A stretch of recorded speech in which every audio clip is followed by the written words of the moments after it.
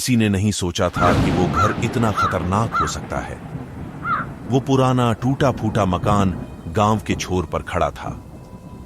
वर्षों से कोई वहां नहीं गया था क्योंकि गांव वाले कहते थे कि वहां अजीब आवाजें आती हैं।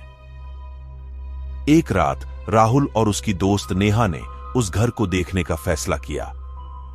वे दोनों रोमांचक और रहस्यमयी चीजों के शौकीन थे। वे दोनों अपने हाथों में टॉर्च लेकर घर की ओर बढ़े।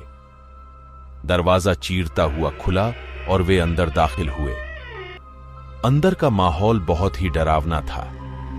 धूल और मकड़ी के जाले हर जगह थे। वे धीरे धीरे अंदर की ओर बढ़ते गए। अचानक एक कोने से कुछ गिरने की आवाज आई। नेहा ने डरते हुए पूछा, क्या तुमने सुना? राहुल ने सिर हिलाया। हां, चलो देखते हैं। वे दोनों आवाज की दिशा में बढ़े। एक कमरा था जिसमें एक पुरानी अलमारी खड़ी थी। जैसे ही उन्होंने अलमारी खोली, एक पुराना खिलौना बंदर सामने गिर पड़ा। उसकी आंखें चमकने लगीं और उसने एक भयानक हंसी हंस दी। नेहा चीख पड़ी, ये क्या था? हमें यहां से जाना चाहिए। राहुल ने उसे शांत करने की कोशिश की। शायद ये सिर्फ बैटरी से चलने वाला खिलौना है। लेकिन उसकी आवाज में भी डर झलक रहा था। वे वापस मुड़ने लगे। तभी एक औरत की आवाज आई, कहां जा रहे हो तुम दोनों? वे दोनों जम गए। ये आवाज किसी के कदमों की थी जो धीरे धीरे उनकी ओर बढ़ रही थी। उनकी टॉर्च की रोशनी में एक धुंधला सा चेहरा दिखाई दिया।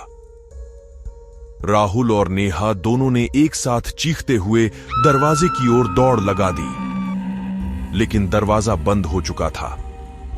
वे उसे खोलने की कोशिश कर रहे थे, तभी पीछे से एक ठंडी हवा का झोंका आया और उनके चारों ओर अंधेरा छा गया। जब वे जागे तो वे दोनों उस घर के बाहर पड़े थे। गांव के लोग उनके चारों ओर जमा हो गए थे। एक बुजुर्ग ने कहा, मैंने तुम्हें पहले ही कहा था कि उस घर में मत जाओ। वहां आत्माएं रहती हैं जो किसी को भी जिंदा नहीं छोड़ती। राहुल और नेहा ने बिना कुछ कहे सिर हिला दिया। वे दोनों समझ गए थे कि वे कितने बड़े खतरे में थे। उन्होंने कसम खाई कि वे अब कभी भी किसी पुरानी और डरावनी जगह पर नहीं जाएंगे। उस घटना के बाद उन्होंने उस घर की ओर कभी पलट कर नहीं देखा। लेकिन हर रात जब हवा तेज चलती, वे घर की दिशा से आने वाली अजनबी आवाजों को अब भी सुन सकते थे। ऐसे ही रोमांचक वीडियो देखने के लिए चैनल को सब्सक्राइब कर लें।